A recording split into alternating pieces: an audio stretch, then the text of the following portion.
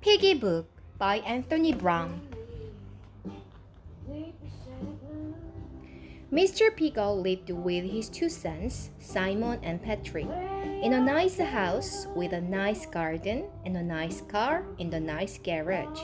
Inside the house was his wife. "Hurry up with the breakfast, dear," he called every morning before he went off to his very important job. "Hurry up with the breakfast, Mom," Simon and Patrick called before they went off to their very important school.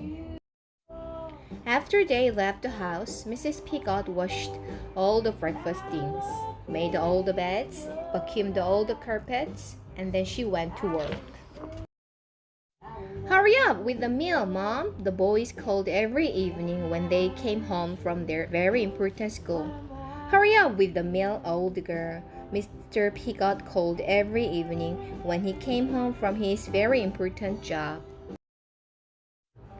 As soon as they had eaten, Mrs. Piggott washed the dishes, washed the clothes, did the ironing, and then she cooked some more.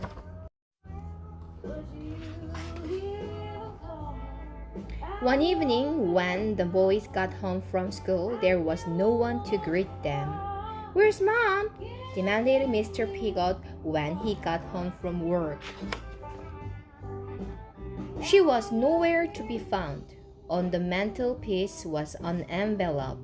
Mr. Piggott opened it. Inside was a piece of paper. "You are pigs." "But what shall we do?" said Mr. Piggott. They had to make their own meal. It took hours, and it was horrible. Next morning, they had to make their own breakfast. It took hours, and it was horrible.